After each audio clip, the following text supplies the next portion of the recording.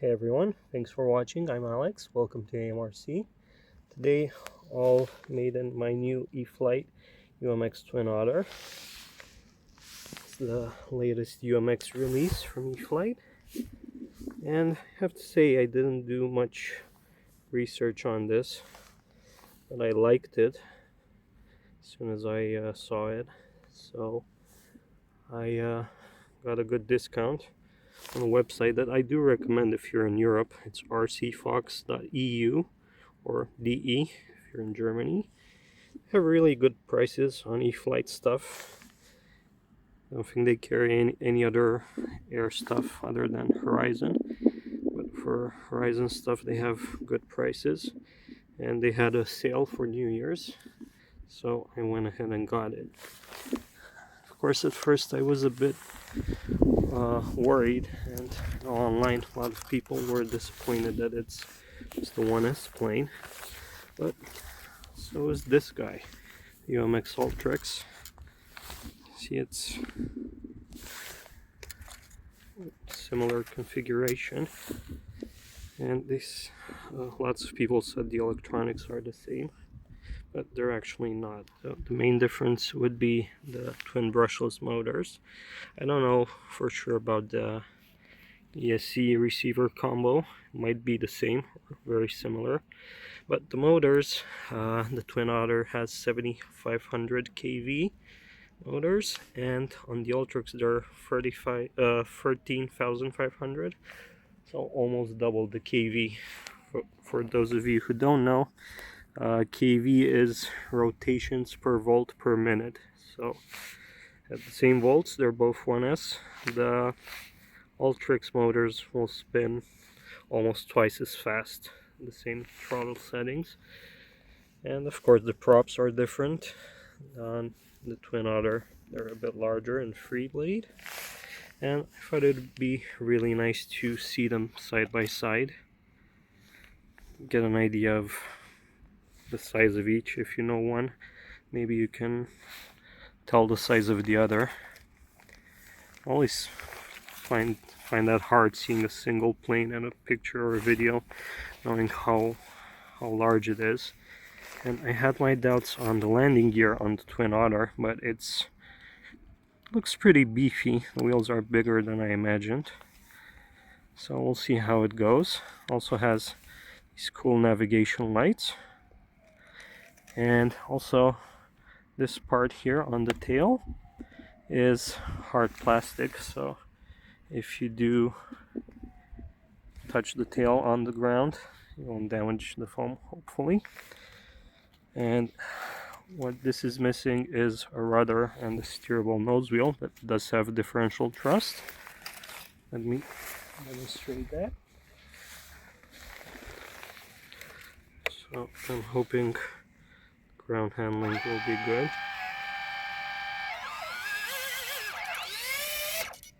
So even a low throttle, if you hit rudder left or right, the opposite motor will spin up and hopefully turn the plane. Okay, so let's see how this goes. I want to fly both, one after the other, see if they are similar or different. I saw in the videos from E-flite that the Twin Otter can do some pretty unscaled things, flat spins and such. I won't be going that extreme, especially for a Maiden, but I'm excited about this. Let's go. Taking off with safe.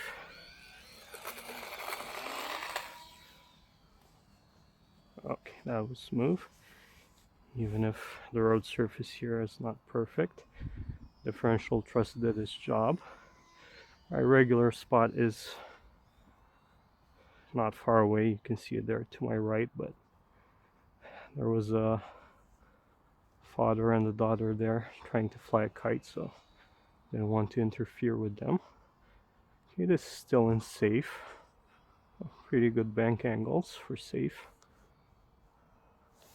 And I set up 100%, 85 and 70% rates. I'm in the mid, so 85% rates. And find them okay. Okay, this is full throttle. Let's try and do a low pass. One thing I notice, it's very quiet. And it's not very fast. But as a matter of fact, I don't think I really want that. Of course, it's good to have speed when you want to have some fun, but it's so cool for a scale flyer. Still in safe. No shame in using safe, guys. I'm not pretending to be an expert here, because I'm not. Probably with time, I'll get better. But it's just so relaxing to know in most cases with safe, your plane won't crash. No matter what stupid things you do. I'm constantly adding a bit of rudder in the turns. Actually, it's yaw input since there's no functioning rudder. Yeah, it looks great. And I'm using the 800 milliamp 1S Spectrum battery. Ooh. Okay, I'm a bit close to those trees and power lines. Maybe I should go full rates.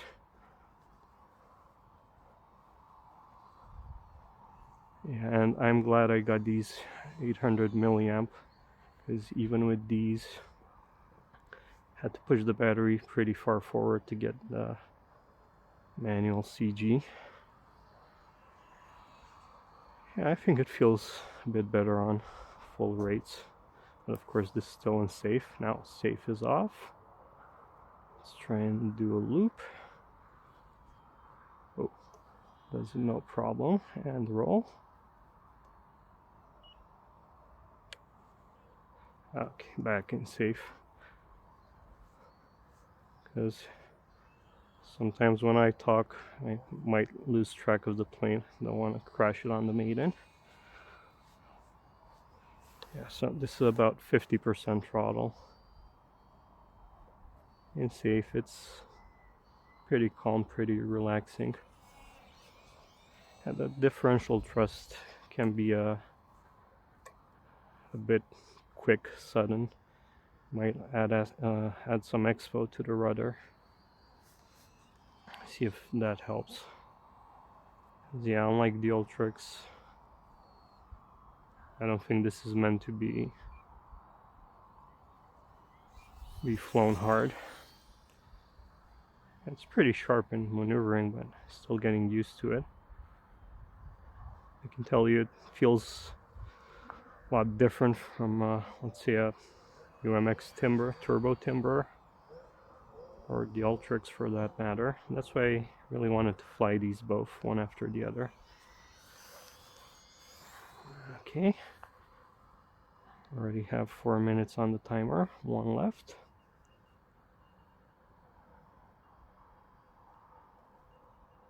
Yeah, for a first flight, I'm happy with it.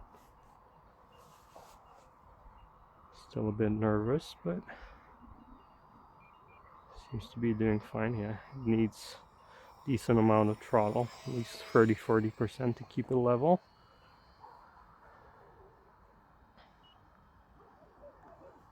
Let's try low rates, 70%. That's actually not that bad. Smooths it out a bit.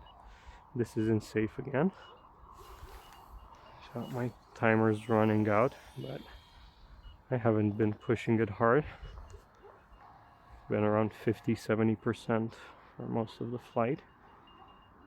Yeah, with the low rates, turning radius is obviously larger. And I have these trees to my left and right, so switch back to mid at least. It's really fun. Of course, I am thinking of adding lights to this. One issue I've seen is the fuselage seems to be in one piece, unlike other UMXs, where the top and bottom are separate.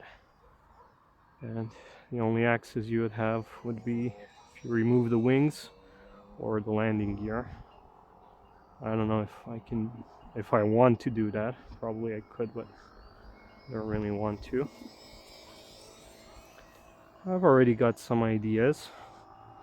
I'll do some testing and see how it goes.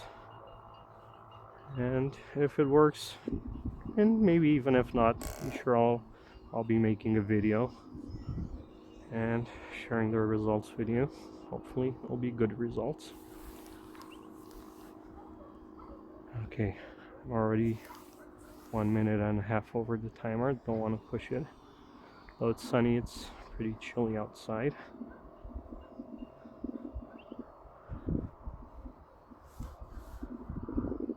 Okay, let me try and line it up for landing and avoiding these puddles. Going straight towards now.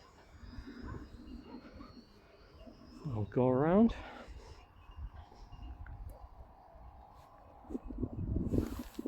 So I'm getting close to 7 minutes.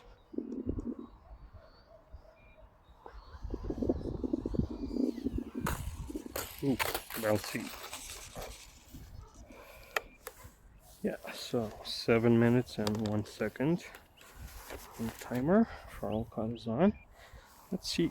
Ooh, there's one fade. That's really good. And the receiver shows 3.7 volts. I think that's the battery voltage. Yeah, I usually like to land around 3.8. That's decent. Okay, now let's move on to the Ultrix and see how that feels after this one. So back to the Ultrix. You probably know it from my videos if you've watched my channel. I really love this for night flying.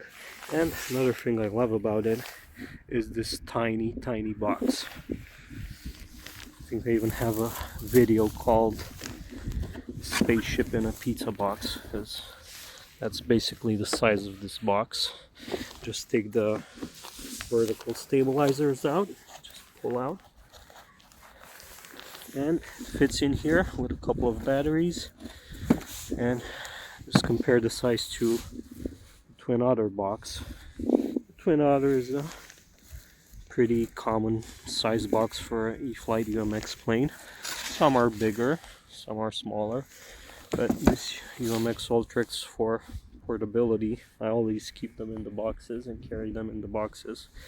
There's no problem storing this in the trunk of my car. It doesn't take much space at all. Actually, I think my transmitter case is a lot bulkier than this. So let's go fly it. Hand launch, and off we go. Yeah, this is a bit louder than the Twin Otter. Of course, it also has a lot more flights and crashes on it, but it's very durable, I can tell you that. Because it's made, I'm not sure exactly on all these foams and what they're called. I think it's EPO, the same stuff the bigger non-UMX planes are made of. Because since it's basically a flying wing, it doesn't have that much foam at all. And yeah, I've crashed it, not bad, but you know, just messing around with it like that. See, and this isn't safe. So I can do some pretty crazy things in safe. Still in safe. Basically, turn it on a dime.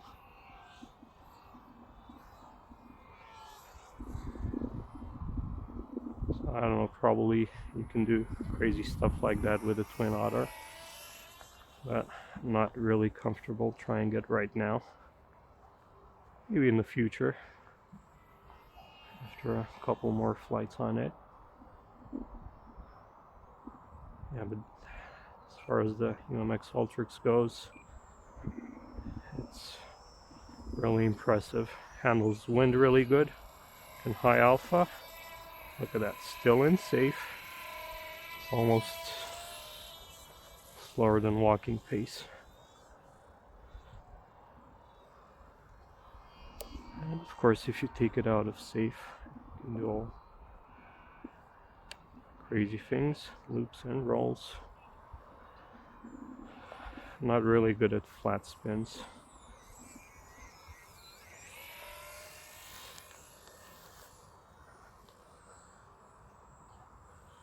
Better stay away from those power lines. Okay, let's try a loop. Ooh, okay, saved it with safe. That's why I love safe, guys. Don't let anyone tell you what you should or shouldn't do while flying. I know lots of people hate on safe, but I started flying without safe. I just got those memories from Facebook. It's just a little over 6 years ago. Bix3 from Hobby King. I had my first ever flight. And of course I had no gyro, no stabilization with that. And it was ready to fly. It had a real crappy 4-channel radio. But yeah, that's what got the bug started. And I still have that plane, mostly. I actually crashed it several times. I ended up ordering all the foam parts. And of course in the process, all these crashes, I ended up stripping servos, changed the ESC, blaming it for some of the crashes. I think the only part from the original Bix3 is the motor. And I still have it, haven't flown it in a really long time. Let me know if you'd like to see me flying that.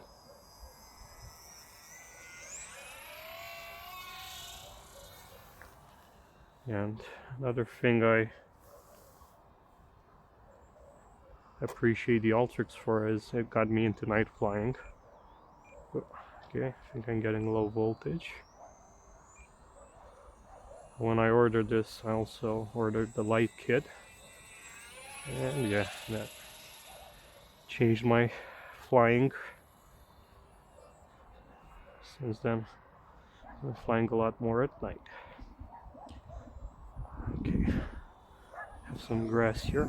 Try to set it down in it. Nice and slow. Yep. There it goes.